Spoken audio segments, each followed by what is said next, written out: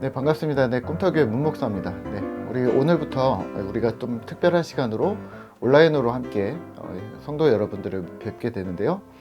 이렇게 뵙게 되는 이유는 뭐냐면 우리가 지금까지 해왔던 여러 성경 말씀 묵상, 뭐 큐티, 또 성경을 읽는 것, 뭐 10번 읽기, 또 공동체 읽기, 뭐 이런 것들을 우리가 진행을 하면서 사실은 우리가 그냥 이렇게 하시라라는 어떤 지침을 드렸지, 어떻게 읽으셔야 된다, 또 어떻게 해야 된다라는 말씀들을 드리지 않았었거든요. 사실은 그 부분에 있어서는 사실 좀 부담이 있었습니다. 어떤 부담이냐면, 제대로 과연 잘 읽고 계실까? 혹은 제대로 이 과정들, 과업들을 수행해 나가고 계실까?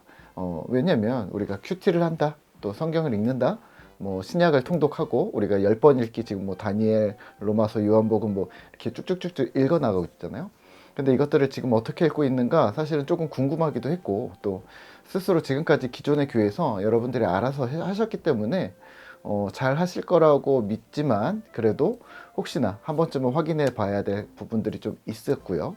그리고 또 하나는 우리 공동체에 새롭게 신앙을 처음 갖게 되신 우리 또 성도님들이 계신데, 그분들에게 우리가 성경을 어떻게 읽어야 하는지, 그냥 소설책처럼 읽으면 되는지, 아니면 학교 교과서처럼 여러 번 반복하면서 읽어야 되는지, 뭐 이런 부분들에 대해서 우리가 가이드를 한 번도 주지 않고 그냥 읽으세요, 그리고 그냥 깨달으세요, 그리고 느낀 점을 적으세요 라고 했기 때문에, 이 부분들을 어떻게 해야 되는지 또 명확한 좀 가이드를 드려야 될 것 같아서, 이번부터는 이번에 큐티 세미나로 온라인으로 좀 진행을 하기로 했고요.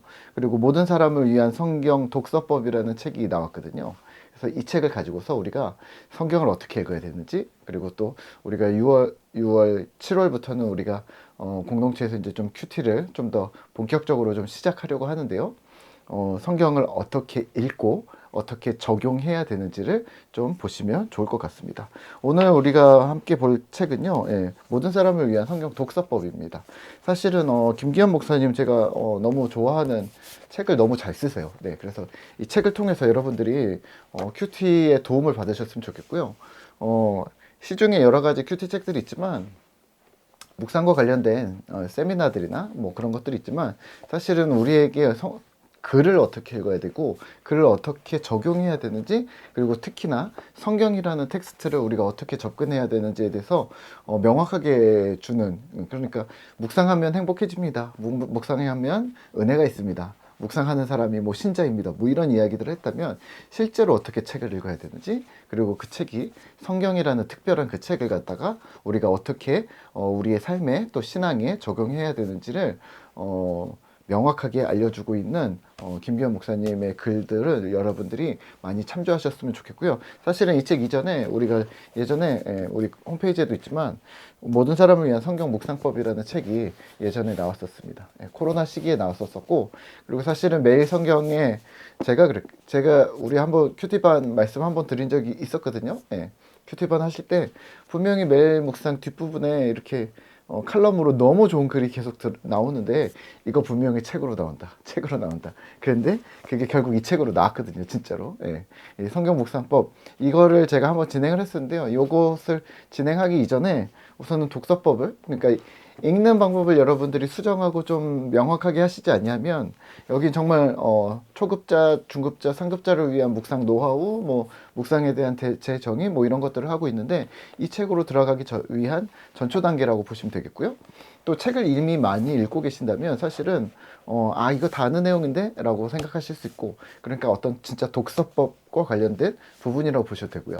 그리고 이거를 우리가 성경을 읽는데, 그럼 성경을 어떻게 읽어야 되는가 조금 더 명확하게 짚어주는 책이라고 보시면 될 듯 합니다. 이 책을 가지고서요, 우리가 한 과씩 짚어가면서 우리가 6일 동안 여러분들과 제가 온라인으로 만나 뵙도록 하겠습니다.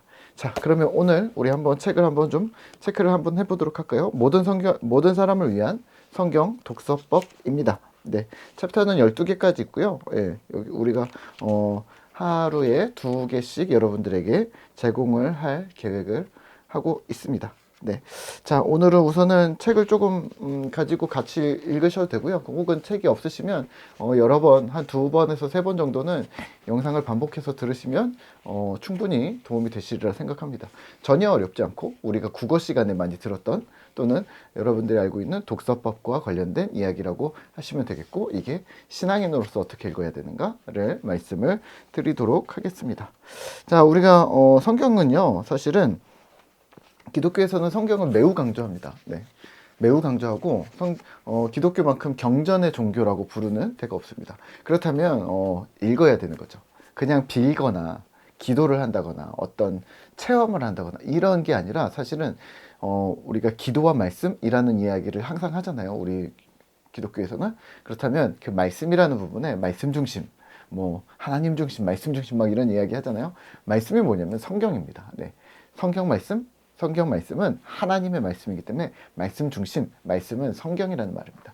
성경이라 하면 바이블이라는 텍스트잖아요. 이 텍스트를 어떻게 읽을 것인가? 네. 이제 그 이야기를 이제 여기서 하고 있습니다. 다 아는 내용이지만 차근히 한번 좀 보도록 할까요? 네. 성경이 문자로 되어져 있기 때문에 우리가 성경 읽기라고 많이 합니다. 그래서 성경 통독 혹은 성경을 묵상하는 것, 짧은 내용들을 우리가 여러 번 읽는 것, 그걸 큐티라고 이야기를 하는데요. 큐티나 혹은 통독, 이 두 가지를 우리가 양립해서 보고 있는데, 사실은 둘 다 동일하게 읽는 거라는 거죠. 그래서 성경을 어떻게 읽을 것인가, 성경 읽기와 관련된 내용들을 여러분들과 함께 다루도록 하겠습니다.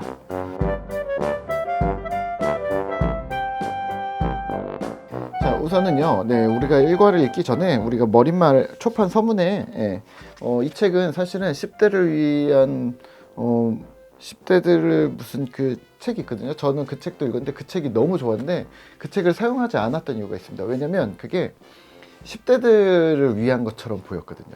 근데 내용은 10대들을 위해 보이지 않거든요. 근데 성도님들은 10대를 위한, 10대와 함께 뭐 묵상에 빠지는, 성경에 빠지는 무슨 뭐 말씀 묵상 뭐 이런 뭐 제목이었어요. 여기 책에 나오긴 하는데 제가 제목이 확실히 기억이 안 나는데, 근데 어찌됐건 이게 전 연령대로 다시 확장 개편되면서 사실은 나올 것이 나왔다.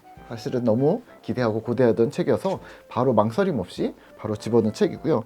사실은 이 책에서 이제 이야기를 하고 있습니다. 믿음의 가정에 믿음을 흘려보내고 싶은가? 성경을 흘려보내고 싶은가? 그렇다면 당신이 먼저 하셔야 됩니다.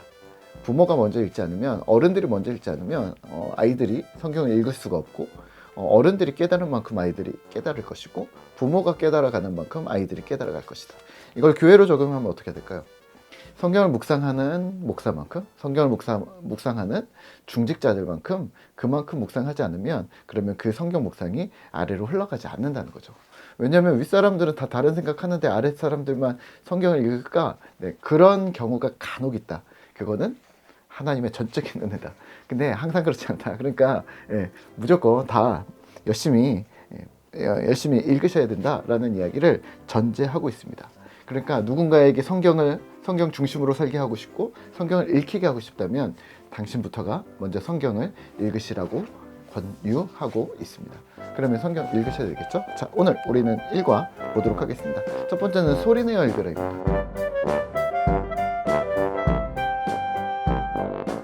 소리내어 읽으라. 네, 우리에게 익숙한 주제일 텐데요. 네, 성경에 묵상하라라는 단어들이 개역개정 성경으로 바뀌면서 이제 묵상하라는 단어가 몇 군데 빼놓고는 거의 다 읍조리다라는 단어로 바뀌었다고 합니다. 네, 근데 이런 거죠. 네, 묵상이란 이렇게 머리로 생각해서 이게 묵상이 아니라, 묵상은 이 김기현 목사님 말씀하시는 묵상은 소리내어 읽는 것, 중얼거림, 이것을 묵상이라고 합니다. 네, 저는 되게 동의했습니다. 왜냐하면 중얼거리지 않으면 자꾸 생각이 딴 데로 가거든요. 네. 생각이 이렇게 자꾸 이렇게 흘러가는 걸 우리 스스로 막아낼 수가 없거든요. 그래서 저는 소리를 내는 거, 그래서 귀로 듣는 거, 그리고 글씨로 쓰는 거, 그리고 요약을 하는 거, 그리고 사실은 저는 책을 되게 더럽게 보거든요. 왜냐면 내가 빠뜨리지 않게. 그런 경험 있지 않으세요? 책을 읽다 보면 여기를 읽었는데 다른 데 봤다가 다시 또 처음부터 읽는 거예요. 그래서 여기까지 읽었는데 또 다시 이렇게 대답하고 또 왔는데 나도 모르게 다시 여기서부터 읽는 거예요. 그러다 보니까 읽은 거잖아. 이런 게 여러 번 반복될 때가 있거든요. 네. 그건요, 예, 우리가 우리의 의식이 되게 집중력이 되게 약하다는 거. 예, 저만 약한가요? 네. 자, 그래서 우선은 소리를 내면서 읽는 거. 근데 이 소리를 내면서 읽는 게 되게 초보적이거나 기초적이지 않다는 거죠. 네. 이게 가장 중요한 어떤 부분이라는 것이죠. 그래서 22페이지에서는 예, 동양적 명상, 어떤 사색 이런 걸 묵상이라고 생각하시지 마시고 자꾸 말로 하는 것, 자꾸 읊어내는 것, 소리내어 읽는 것을 묵상이라고 개념을 이제는 바꾸셔야 합니다. 그래서 여기서는 중얼거리다라는 단어를 사용하시는데요. 네, 중얼거리셔야 합니다. 성경을 자꾸 숍숍숍숍숍 하면서 여호와는 나의 목자시 내가 부족함이 없다. 여호와는 나의 목자시 목자시니 목자시 목자시 이렇게 읽으셔야 한다는 겁니다. 네, 이게 묵상인 거지 그냥 이거 아닙니다. 네, 읽으셔야 된다는 얘기고요. 24페이지에서는 시편 성경 말씀 나오는데요. 시편 119편 97편입니다. 내가 주의 법을 어찌 그리 사랑하는지요 내가 그것을 종일 작은 소리로 읊조리나이다. 아멘. 되게 좋죠. 네, 주의 법을 어찌 그리 사랑하는지요 내가 그것을 종일 작은 소리로 읊조리나이다. 입에서 성경을 읽는 소리가 떠나지 않는 것, 그게 묵상이라고 정의하고 있습니다. 눈으로 읽지 않고 입으로 소리내어 읽는 이것이 묵상하는 것이라고 말하고 있습니다. 그래서 묵상은 입에서 시작하는 것이다. 네, 되게 파격적이죠. 입에서 시작해서 귀로 들려야 이게 묵상하다. 그러니까 그냥 귀가 아니다, 머리다 아니다. 예, 그러니까 눈도 아니다, 그냥 마음도 아니다.